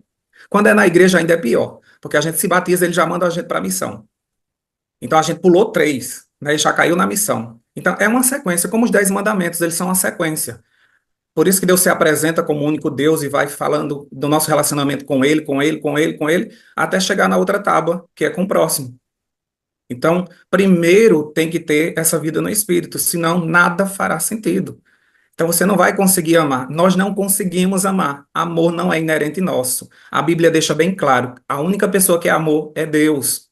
Deus é amor. Mas Ele nos concedeu o Espírito dele. Então, se eu tenho o Espírito dele, eu consigo amar como ele ama. Por isso que ele gera em mim o fruto do amor. Então, eu vivo de sentimentos emprestados, até que eu seja glorificado e eu terei esses sentimentos inerentes em mim. Mas, num momento, eu vivo de sentimento emprestado. Então, quem vai amar você é o Espírito em mim. Porque eu não amei o mundo de tal maneira e vou salvar agora o mundo. Não venha me dizer que você acordou hoje com vontade de salvar o mundo. Isso não é natural seu. Porque quem veio salvar o mundo foi Deus. E quando ele me dá o Espírito dele, aí eu tenho vontade de salvar o mundo. Mas somente através. Se eu não tiver Espírito, eu não tenho. Não é a vontade sua. É a vontade dele. Isso. Porque, naturalmente eu quero saber de mim mesmo. Vamos começar esse bloco aqui dizendo: Verinha, eu te amo. Rogério, eu amo você. Pastor Gilberto do Gélio, eu te amo. Marcelo, eu amo você. Tem gente que vai ouvir isso, mas é medíocre esse camarada, esse negócio de amor aí. Vamos entender um pouquinho isso. Vamos ser mais rápidos em nossa conversa para a gente chegar nas 8 com essas 4 ênfases. Marcelo, você ia falar? Sim, é justamente entender essa relação, né, síncrona entre Deus, Jesus e o Espírito Santo em nós, não é? Porque ao olhar para a cruz eu recebo a graça, e a graça de Jesus é justamente o que? Os dons, e os dons dele é o Espírito. Então, assim, olhar para a cruz, né, a graça salvífica faz com que o Espírito agora de Cristo habite em mim e revele Jesus a mim. E se Jesus está revelado a mim e Jesus revela ao Pai, eu estou de novo à origem edênica. né? Ou seja, nós voltamos à condição, né, de imagem e semelhança daquele que nos criou, né? Façamos o homem à nossa imagem e semelhança. Então, Deus está revelado em mim, Jesus está gestado em mim, e o Espírito move tudo isso, né? Por isso que é impossível não amar incondicionalmente o outro, porque o amor não é um sentimento, amor é a própria personificação de Deus em nós. Né? Então, não Falando, dá para dizer que eu te amo de maneira apenas superficial. Não, eu te amo porque Deus habita em mim e o Espírito revela Deus em mim, como revela o Filho. o que que é o amor incondicional, então? A É amar o segunda ênfase outro, nossa é né? amor incondicional. O que que é o amor incondicional? O É o amor amor de Deus. incondicional é o amor que está lá no texto que resume a segunda parte dos mandamentos, né? É ao próximo como a mim mesmo. Eu quero que as pessoas me amem, me compreendam, me aceitem, cuidem de mim, me tratem com carinho, com afeto, com delicadeza, independente de quem eu sou.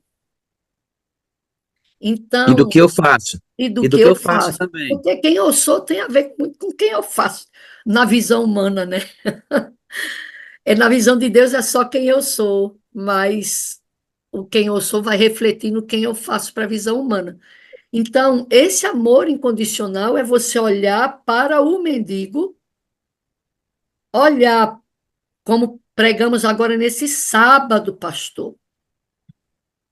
Já tínhamos testemunhos desse aqui na sala, mas no sábado foi quebrando o silêncio e a gente trabalhou o perdão ao agressor. Amor, que assim, para mim, eu sempre disse assim: olhe, pode matar, roubar, pintar, bordar, fazer acontecer, mas abusar de criança me arrepia, ó, porque não existe nem palavras para dizer um ato desse. Mas nós aprendemos no amor incondicional que até este tem que ser Meu Deus, perdoado. E o uma que que pessoa quer chegou, dizer? Pera, olha, segurei. O que que quer dizer isso? Meu Deus do céu. Um agressor, uma pessoa que abusa de uma criança, precisa ser amada por mim. Eu vou chegar na frente do agressor, do estuprador de uma criança e dizer para ele assim, ó, eu amo você. O que que quer dizer isso? é, uma pessoa ligou para mim, mandou mensagem para mim e disse: Verinha, não vou pregar esse sermão, não vou pregar esse sermão. É um absurdo isso, é um absurdo. Como é que eu vou pregar esse sermão e dizer que perdoe o agressor de uma criança? Eu não posso fazer isso. Eu não consigo, eu quero que ele sofra, que ele se arrebente todinho, que ele seja torturado até o fim. No final, ele pode se arrepender e ir para o céu, mas aqui eu quero que ele sofra. Jesus amado. Aí eu mandei para ela: olha, eu acredito que a maioria das pessoas pensam assim, mas aí mandei um monte de texto, falei um monte de coisa. Ela, Verinha, muito obrigado, consegui entender. Mas a gente não Vamos, entendia isso antes. vamos tentar pegar o conceito, porque isso é muito agressivo, velho. Isso é muito agressivo. Amar Hitler. Como? Como é que é isso, Rogério? Que amor é esse? É o amor, é o amor do Espírito. O Espírito também ele é colírio. A gente viu lá em Apocalipse, né? Ele também é colírio. Então, ele também nos abre a visão para nós vermos as pessoas como Deus vê. Talvez se essas pessoas fossem amadas, elas não fariam os atos que elas fizeram. Talvez elas fizeram justamente porque elas não foram amadas. Durante a infância dela, elas também foram abusadas. Elas viram que Isso. esse mundo é terrível e ela quer replicar isso nas pessoas. Então, o amor, ele quebraria tudo isso. Mas eu, Rogério, não consigo ter essa visão se não for espiritual, se não for totalmente do Espírito, se o amor não for totalmente divino. Porque meu mesmo não vai ter. Mas quando o Espírito está em mim, aí você vê que aquela pessoa é digna da salvação, porque Deus amou ela, apesar das atitudes dela, porque Deus também faz uma separação. Ele sabe quem somos nós num planeta abençoado, salvo, e ele sabe quem somos nós no meio desse lixo. Então ele Quer faz ver uma uma coisa? separação e usa de misericórdia. Olha só, para a gente transicionar, é, olha só, Deus, Jesus me amou para quê? Para ser meu amigo? Não era interesse dele, não. Se eu me tornar amigo dele, glória a Deus. Deus me amou para ser irmão dele. Jesus me amou para ser irmão dele. Não. Jesus me amou para me salvar. Quando eu olho para um agressor e digo assim, eu amo você, eu estou querendo dizer assim, amigo, eu desejo muito a sua salvação. E eu estou disposto a me anular, a vencer o meu próprio eu, se preciso for morrer, para você entender o Jesus que me salvou. Quando eu digo para uma pessoa, eu amo você, no contexto da sala, eu estou dizendo para ele assim, ó, eu desejo muito a sua salvação. E estou disposto a fazer o que for necessário para você ser salvo. É isso.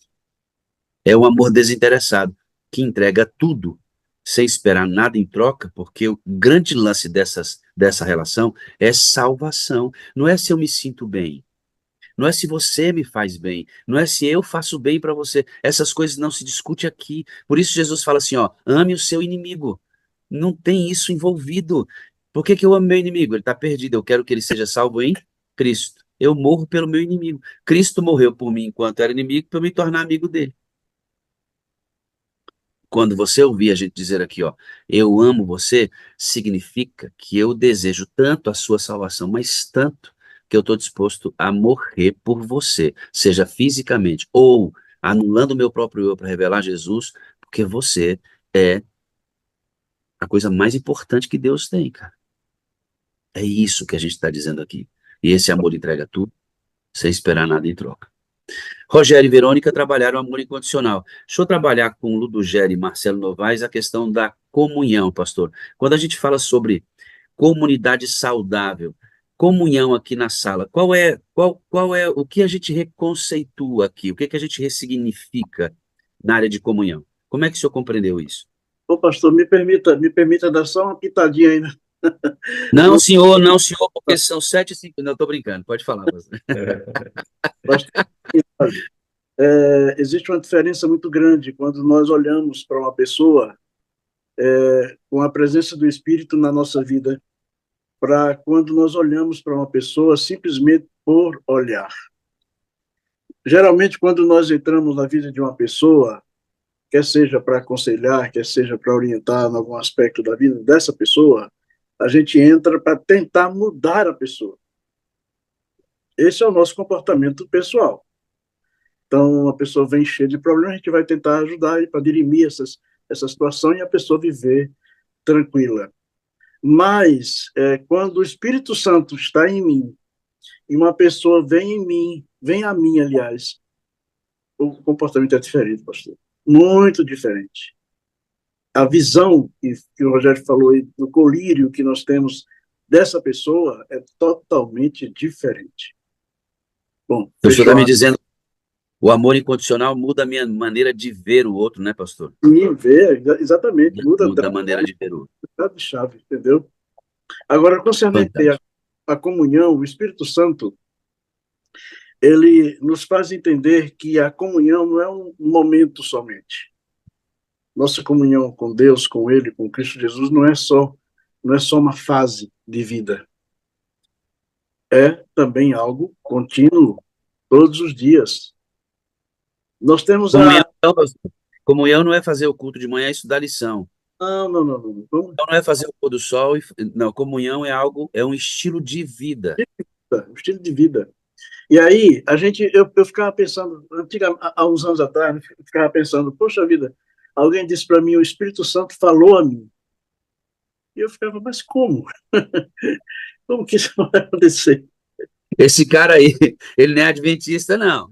Vamos tomar cuidado com ele, porque anda ouvindo a voz do Espírito Santo, esse negócio é problemático, né, pastor? Mas quando a gente passa a ter essa comunhão com ele, e a gente passa a ouvir a voz do Espírito Santo, ou audível, ou por impressões, ou por uma situação ali causada, a gente entende que o Espírito Santo é uma pessoa que está do nosso lado, nos aconselhando para termos uma vida espiritual melhor e uma comunhão melhor com o nosso Deus.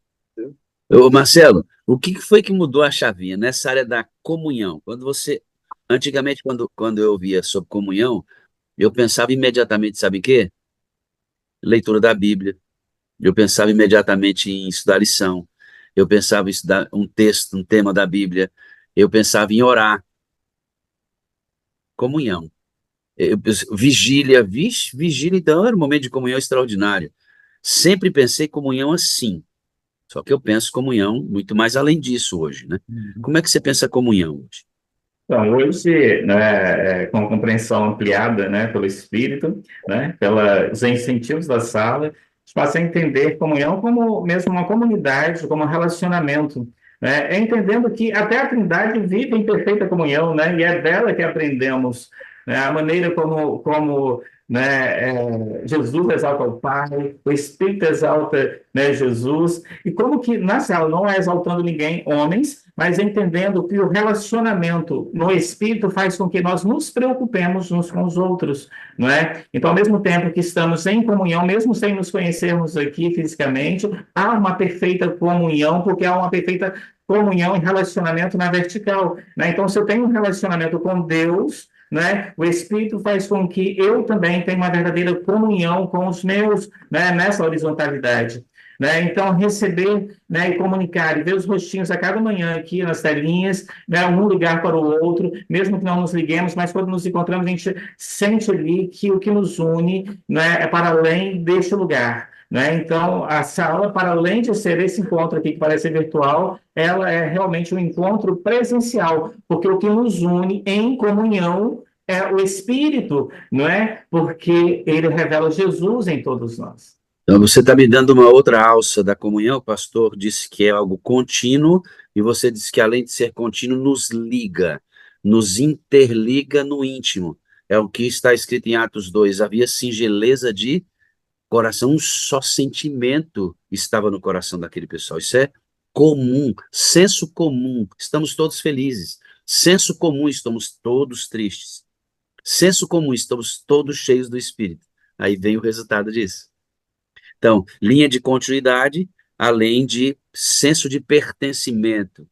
O Espírito dá esse senso comum de comunhão. Eu pertenço ao Marcelo, Marcelo me pertence, nós fazemos parte de um corpo que, se o Marcelo estiver doendo, eu vou doer também.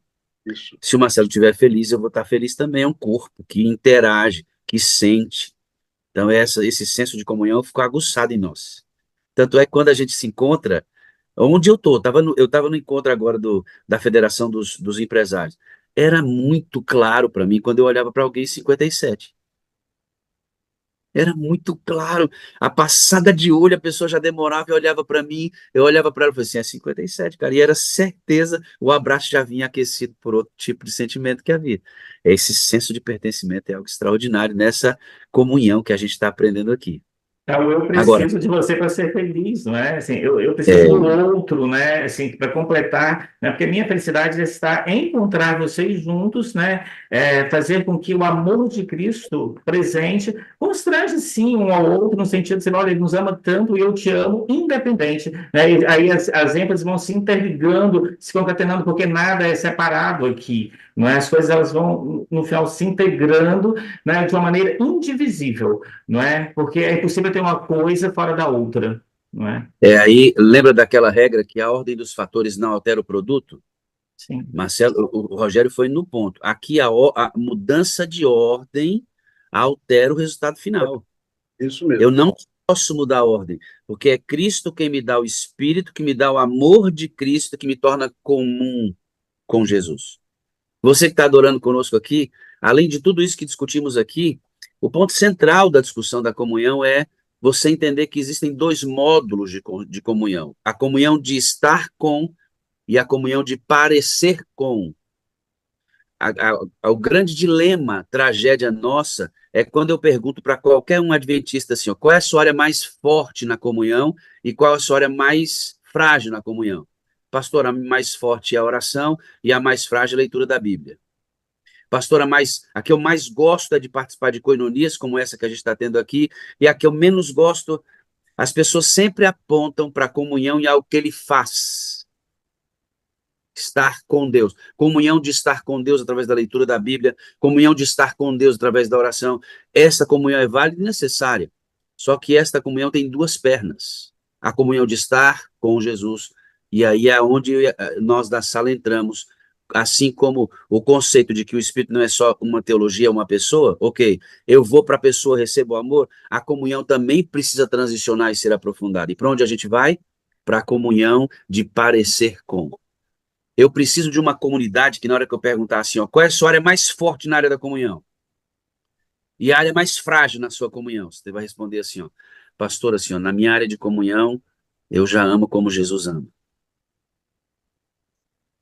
A minha área mais frágil na comunhão é que eu não consigo perdoar igual ele perdoa ainda. Olha a diferença das respostas. Não é algo que eu faço. Comunhão é quem eu já sou, no sentido de ser parecido com Cristo ou não.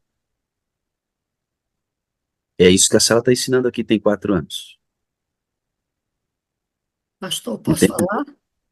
Claro, meu anjo. Veja só, quando eu penso nessa questão da comunhão, eu penso que nós somos o sal. Onde a gente chega, a gente tempera a vida das pessoas.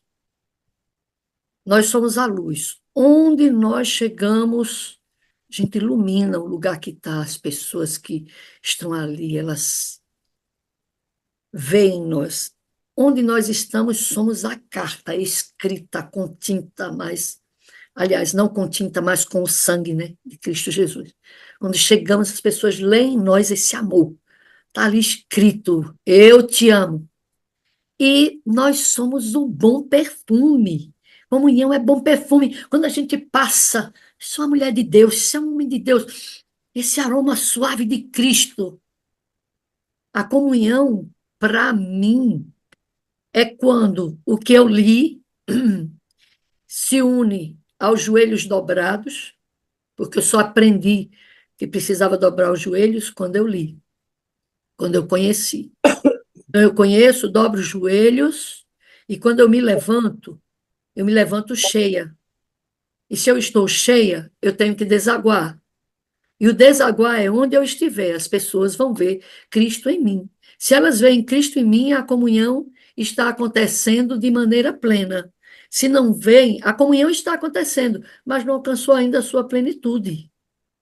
Ok? As pessoas estão te ouvindo e estão pensando na vida prática deles, porque isso que você está me dizendo é a prática do conceito. E o conceito é assim, ó. O Rogério disse aqui, antes eu estudava para ensinar sobre o Espírito. Hoje eu vivo com o Espírito. É a mesma coisa. Na área da comunhão, antes eu ensinava sobre Jesus. Agora eu sou parecido com ele. Isso. Entende, não? Porque eu posso ensinar sobre Jesus e não ser parecido com ele. E a gente está cheio disso, não? É exatamente a fragilidade do testemunho hoje que não batiza tanta gente. Por que nossos tanques estão vazios? Porque tem muito ensino sobre Jesus, mas tem poucos parecidos com ele. No dia que tivermos mais pessoas parecidas com Jesus, haverá mais pessoas nos tanques. Ô, Não é uma pastor, questão, não é uma questão cognitiva só, é uma Não. questão de vida. Então aqui, ó o conceito. O conceito é, eu não pratico apenas uma comunhão de estar com, aprender, estudar, ler. Esta comunhão de estar com, através do Espírito, precisa me tornar parecido com. pois é, É pastor, isso. Esse é o corte, tá? O conceito. Já vai, pastor. Nesse conceito, aprendido aqui, aí o que a Verinha está falando já é o resultado desse conceito. De onde eu chegar, eu impacto com esse amor. Por quê? Porque eu sou parecido. Eu não só conheço sobre, eu sou parecido com quem eu ensino. E a obra do Espírito Santo é me tornar semelhante a Cristo. Então, se você quiser explicar sobre comunidade na sala, é estar com, sobretudo, parecer com. Pastor Gilberto. o que Verinha falou aí, pastor, é algo pertinente, é muito sério e que nós devemos abrir bem os ouvidos para esse É o que ela conceito disse. que ela apresentou aí. Porque é o seguinte, ó, o primeiro passo para me tornar parecido com alguém é eu ter convivência com esse alguém. É notório, a gente vê hoje casal que contraíram núpcias, tal, e costumes diferentes, modos diferentes, tal, e com a convivência, com a permanência dessa convivência, esse casal vai se tornando conhecido um do outro. E chega até o ponto de até a influência fisionômica ser igual do outro. Entenderam? Entendeu? Porque... Pastor, deixa eu fazer uma pergunta a respeito disso. É o que surgiu. A gente vai estourar o tempo, vai ser jeito. Uma pergunta para o senhor. Eu preciso ser parecido com Jesus. Isso. E com quem eu me relaciono para ser parecido com Cristo? O Espírito Santo. Entendeu ou não? O que sempre faltou no que ensinaram para mim é que me diziam assim, ó, você precisa ser parecido com Jesus. Aí sabe o que eu tentava? Me relacionar direto com Jesus. Isso. Sem o Espírito Santo, pastor. A maneira de me tornar parecido nessa convivência que o senhor está simbolizando através do casal é que eu tenho que ter intimidade ao ponto dele habitar dentro de mim para que eu seja parecido com Jesus. Sem intimidade com o Espírito não há semelhança com Jesus, pastor. Isso mesmo. Olha que coisa tremenda isso, né? Como dizem assim, fulano tem o mesmo espírito do pai, né? Cicrano tem o Isso. mesmo espírito da mãe. Então, se você tem o espírito de Deus, você naturalmente vai ser parecido com ele. As suas ações vão ser parecidas, né? O interessante de tudo isso é que, assim, sem o Espírito Santo, o sacrifício da cruz tornaria-se nulo, porque nós não teríamos conhecimento dele, ele não estaria dentro de nós. Nós não desejaríamos a cruz. Não desejaríamos a cruz. É o Espírito que revela a cruz a nós. Por isso que o processo de santificação ele é contínuo. Não é? Se nós deixarmos de ter a comunhão com o Espírito, nós deixamos de olhar para a cruz. E o sacrifício torna nulo para nós. E nós estamos irremediavelmente perdidos.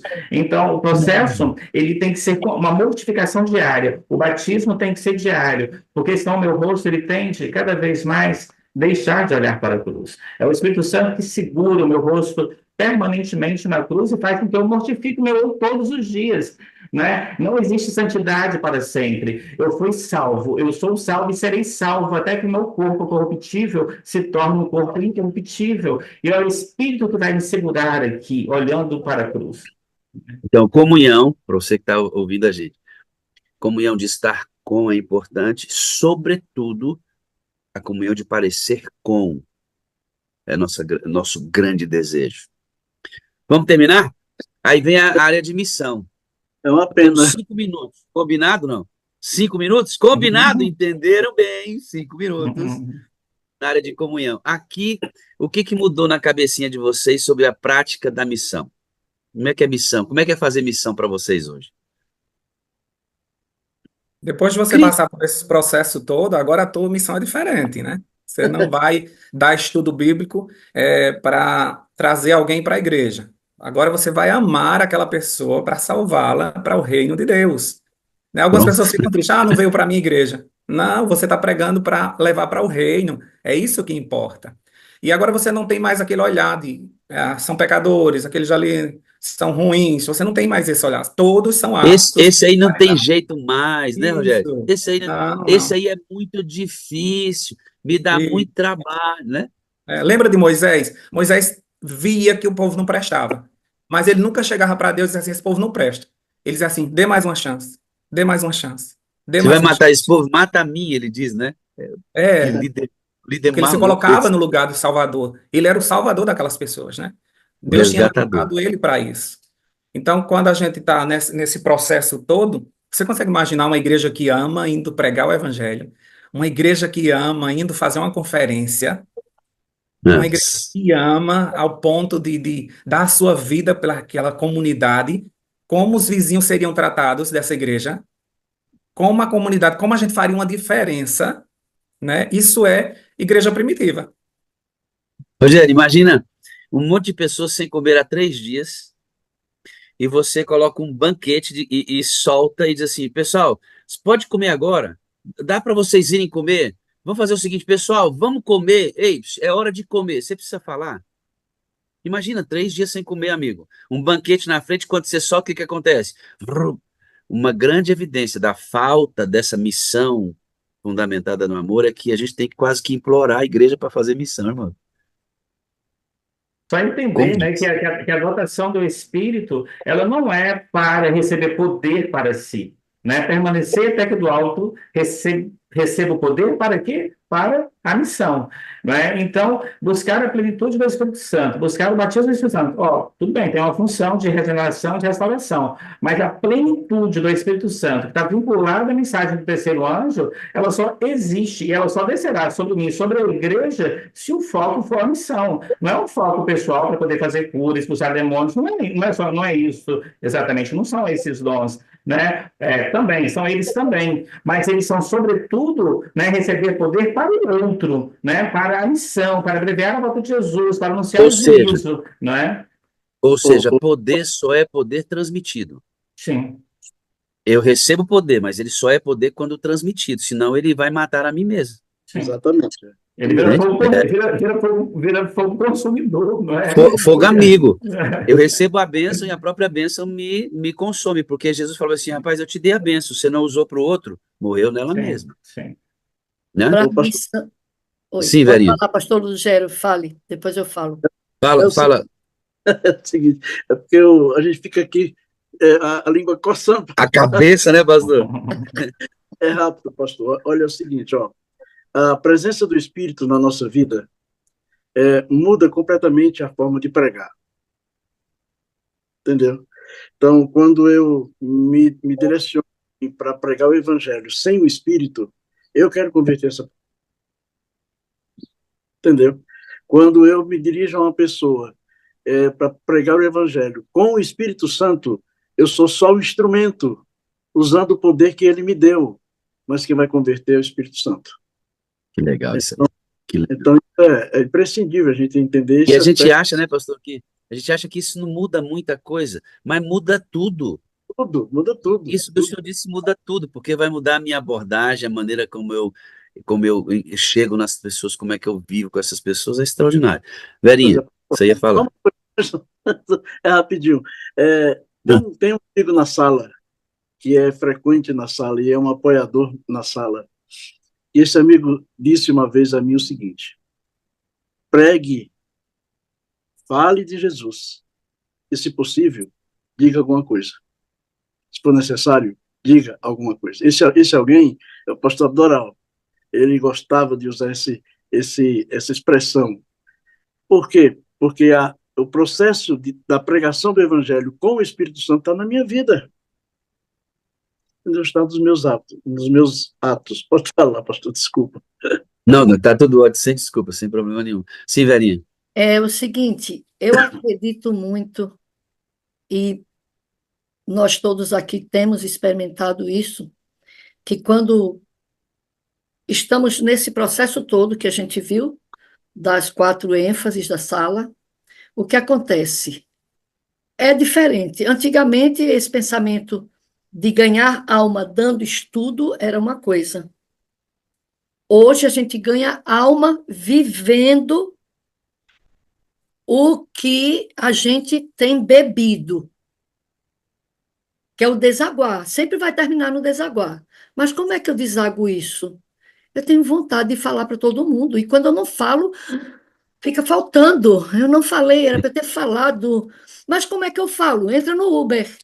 A conversa começou. Sábado, domingo, estava indo para o projeto da igreja e a conversa começou. E a conversa começou assim. A igreja adventista disse: a senhora é adventista? Sou.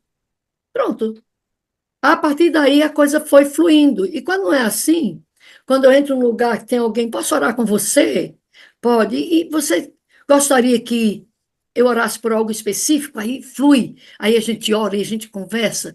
E em todos os momentos a gente quer falar algo que chame. Na igreja, todas as pessoas que chegam agora, né, na igreja da Aldeota, que vêm de fora, que não nos conhecem e tudo mais, primeira coisa, o diácono-chefe traz para a gente, que ele é da sala, Gilson. Ele traz para mim. Chega lá, a gente conversa com essa pessoa, diz a frase da sala. Essas pessoas se emocionam. Como eu te amo, preciso de você para ser feliz. A gente vai explicar. Mas é falar desse Cristo naturalmente, com seu médico, com seu parente, com o seu aderente, com quem está do seu lado, arranjar alguma coisa que chegue ali junto e pregar esse evangelho através da nossa fala. Mas missão é também a nossa prática, porque não existe fala sem prática. E a prática é isso tudo aí que a gente vê na sala que é incentivado e que o Espírito Santo nos diz: faça isso. Peraí, como é que eu vou? Faça isso. Aí você vai lá e faz. Mas, e ele vem com a gente. E ele fala através da gente. Quando eu atendo, eu digo: Senhor, por favor, me usa. Querido Espírito Santo, fala pela minha boca. É aquela questão, o bisturi não serve para nada, sempre digo isso, na mesa fria da sala de cirurgia. Mas quando o Espírito nos toca, quando a mão poderosa conduz, a missão acontece naturalmente. Conceituando, então, esse processo, quando nós, antes da sala, pensávamos em missão, estudo bíblico e cognição, é algo que a pessoa tem que aprender, doutrina. Hoje nós pensamos missão expondo nossa vida. É o resultado de Cristo em nós e o que ele fez em nós, que é o primeiro estudo bíblico dado. O estudo bíblico cognitivo é confirmado pela vida estampada e exposta para quem você quer levar para Jesus. O problema é que antes a gente dava estudo sem expor a vida. Isso é falsidade. Agora não. Agora nós expomos a vida para dar estudo bíblico. É outra coisa, irmãos, é outro modelo. Eu tenho que dizer quem Jesus é para mim e quem eu sou para ele. Então, qual é a mudança no conceito da missão? Que não é um estudo bíblico. Missão é você cheio do Espírito Santo. Isso. Exposto. Você vai mostrar para as pessoas o que é amor. A Verinha estava falando disso, todos falamos isso. Você vai mostrar o que é perdão. Você vai mostrar o que é sacrificar-se por alguém. Você mostra com a própria vida. E quando a pessoa estuda na Bíblia com você, você fala assim: oxe, isso parece com a Verinha. Oxe, esse amor aqui. Oxi, eu já vi isso aí no pastor do Gélio. Oxi, Marcelo é desse jeito aí. Entendeu não? Como é que é a missão? É a vida, não é um estudo bíblico. E sabe qual é o grande drama nosso? É quando a gente fala de missão dando estudo bíblico, a gente segrega muitos da igreja. Porque muitos irmãos não têm o dom do ensino, que é um dom. Muitos irmãos não foram à escola, não conseguem ler bem. Eles têm vergonha se forem ler. Você já viu pessoas assim? Eu encontro muitos irmãozinhos simples. Se eu condicionar a missão apenas à capacidade cognitiva de ensinar algo, eu vou colocar isso na mão de poucos na igreja. Agora, quando eu penso missão com a vida, é para todo mundo. Não precisa nem falar, né, pastor, muitas vezes. Isso mesmo. Aliás, não é que não, é porque é outro jeito de falar. Porque você continua, não tem como pregar sem falar, né? Mas é que não é só voz, é vida, é pele, é chorar com a pessoa, é sorrir com a pessoa, é se preocupar com a pessoa, né? As pessoas, quando você começa a amá-las, elas começam a pedir desculpa para você. Isso acontece com você? As pessoas dizem: pastor, desculpa, eu queria estar pedindo desculpa por quê? Você está achando que o que você está pedindo de mim é excesso? Não, é minha função. Porque as pessoas ficam constrangidas ao ponto de falar assim: nossa, desculpa, eu estou te incomodando de novo, mas eu preciso de você. Isso é missão, não é chegar lá descarregar 6 doutrinas, 28 crenças fundamentais, guardou o sábado, não comeu carne de porco, banho. Não, é muito mais além, muito mais. Conceito. Missão não é apenas um estudo bíblico. Missão é a sua vida. Então, conceito do Espírito, ele não é a teologia, é uma pessoa. Conceito do amor, é o desejo pela salvação do outro. Conceito de comunhão, não é só fazer coisas, é parecer com. Conceito da missão, não é dar estudo bíblico, é sua vida.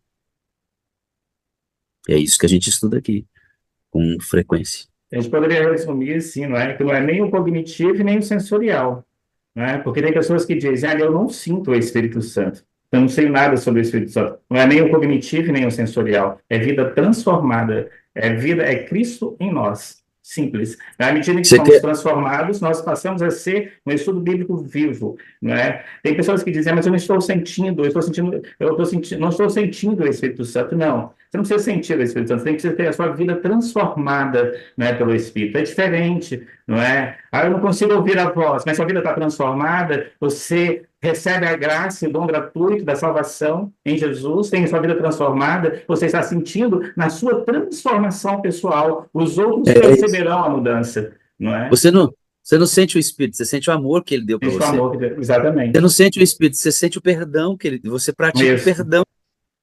E o Espírito está aí, meu filho. É sim. isso que é o Isso é o Espírito Espírito. Santo. Você que adorou conosco aqui, quer colocar tudo isso no mesmo lugar? Coloque tudo isso sobre a palavra movimento.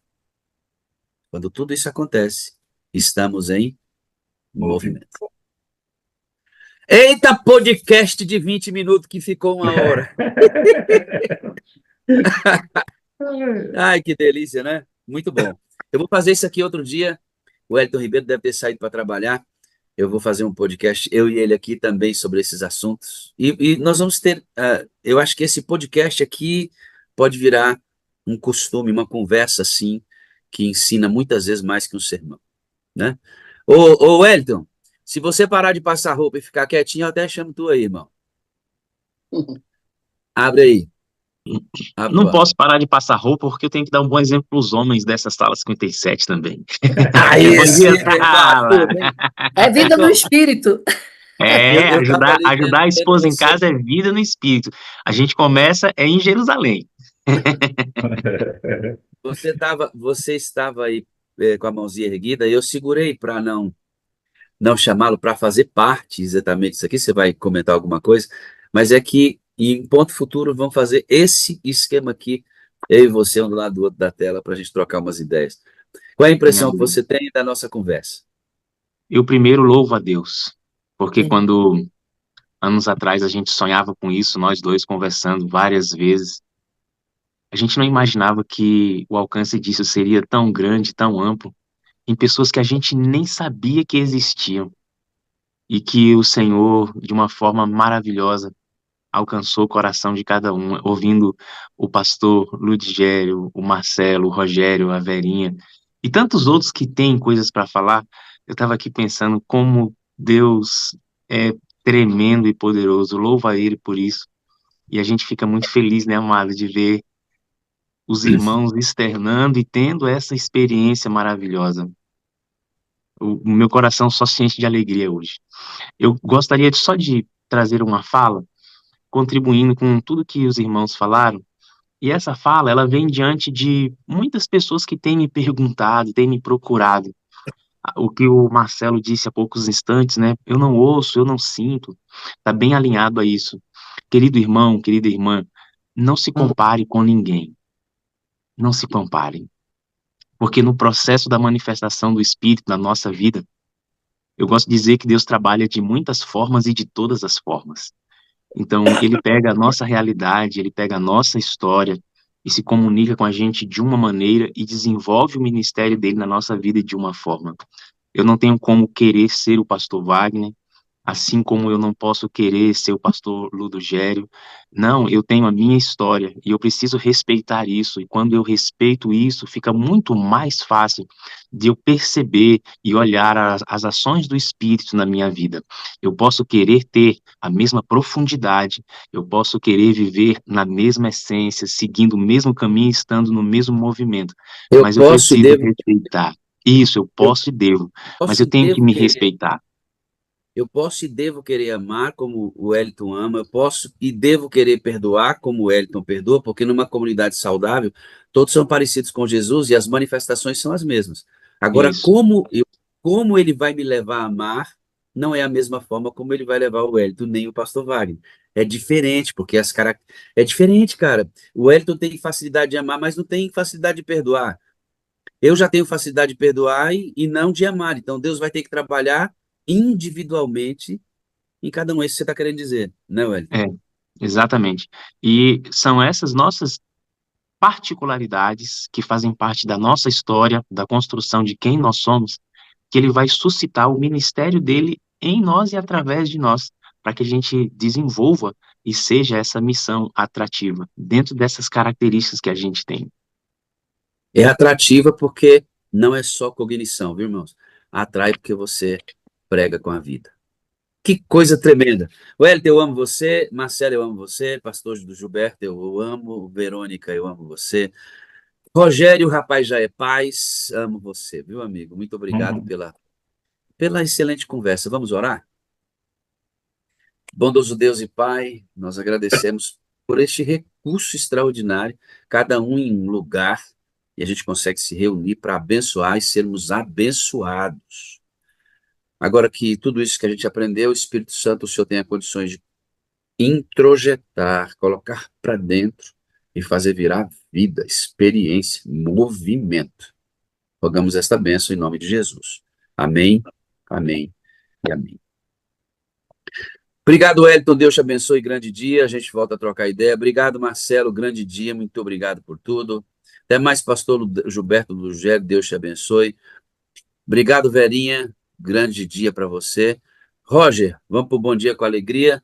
Eu acho que eu ouvi alguém dizer bom dia com alegria. Bom dia com alegria. Bom dia Com alegria para todos. Vamos Bom dia com muita alegria. Bom dia com alegria. Bom dia com alegria, povo amado de Deus. Bom dia, Tchauzinho. Bora. Bom dia, Joel.